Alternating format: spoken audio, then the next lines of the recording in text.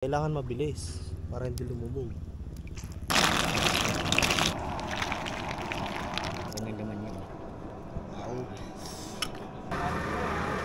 Palagitik na may kanin, yan o. Isang solid na kanin naman.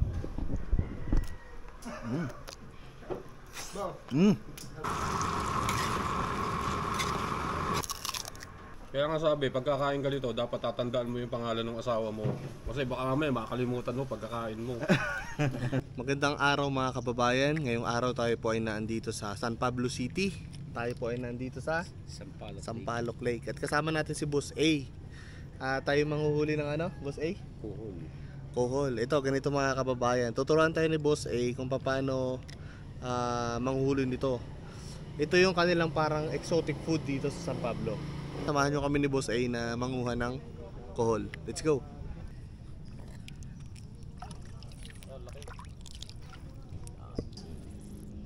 Magkakadikit. Yan.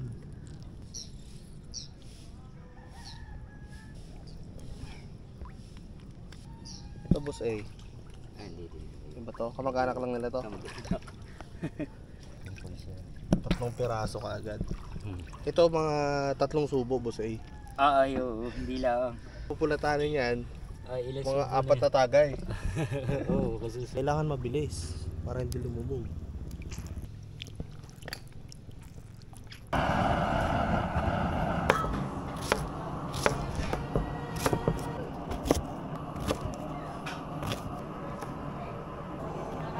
Bawang na tayo. Kailangan muna rin pakuluan para madali ito matanggal sa shell.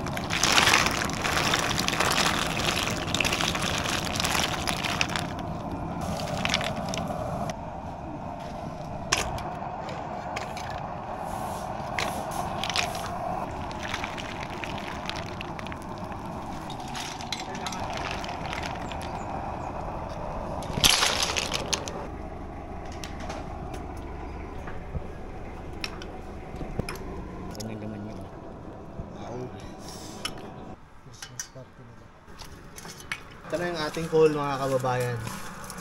Boss Jomar, ano yung luto natin dyan?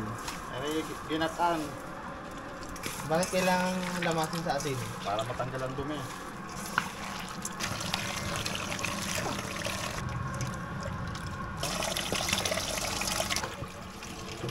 Kailangan siyang gunting-guntingin o kailangan medyo maliliit yung pagkakapiraso-piraso sa kanya kasi medyo ano siya, chewy.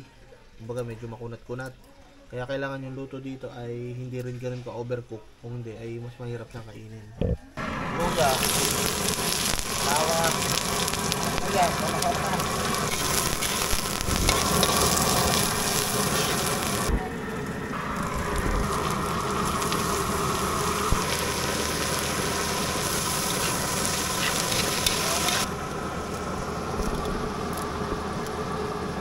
Pangpakagat anghang.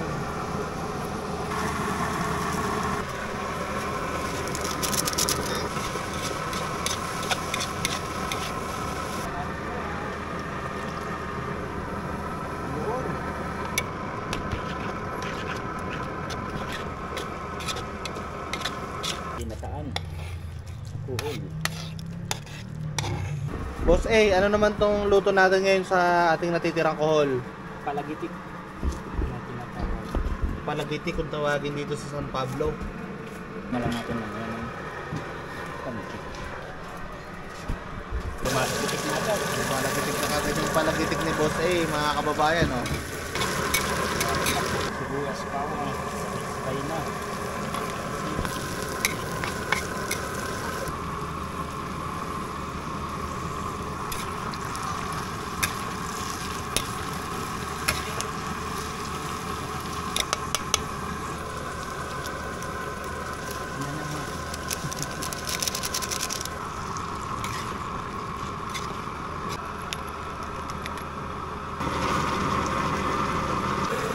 Mga kababayan, oh, lumalagitik na yung palagitik ni Boss A. Ayan, oh. Ito sa mantika yan. Yan, oh. Na natin mga kababayan. Ang sarap. Medyo mainit lang. Pwede na pang restaurant. Amoy na amoy ang... Ito na naman yung titikman namin ni Sir. Ang pinalagitik ni Boss A. Ito. Yan. Diba? Dami nag-sponsor no, sir. Oo. Grabe. Ito, malaman lati. Palagitik mga kababayan. Konting kanin. Si Sir, oh. Lupit. Nung bata pa kasi kami sa palayan, ito kinukuha. Kuhol. Tagalog pa yun. Ngayon, na-crossbreed na kasi. Yung golden kuhol. Ano to? Tagalog at Bisaya na kuhol. Oo. Hindi na siya pure, pero masarap. Yung lasa, ganun pa rin. Tingnan natin. Tikman natin, oh. Yan. Hindi ka. Grabe, sarap. Anong masasabi mo sa luto ni Boss A, Sir? Kaya nga sabi, pagkakain ka dito, dapat tatandaan mo yung pangalan ng asawa mo. Kasi baka mamaya makakalimutan mo pagkakain mo. Sarap. Ito sarap. Yan, tikman natin. Palagitik na may kanin. Yan, oh. Isang solid na kanin naman.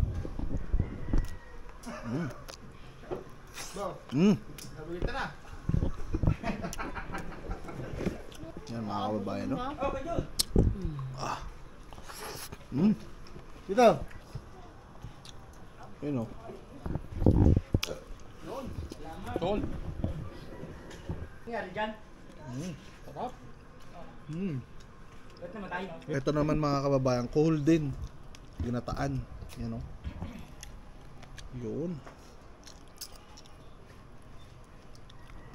Yan, oh. Spicy kuhol. Hindi na. Mga kababayan.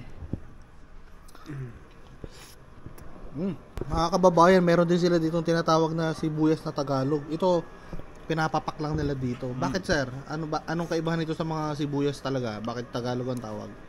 Hindi naman siya ganun kahalang, kagaya nung pula. Tapos, kung mapapansin mo, parang lagi siyang mura yung pagka sibuyas na. Ito tinatanim lang dito. Ito natanim din. Tikman natin ito mga kababayan.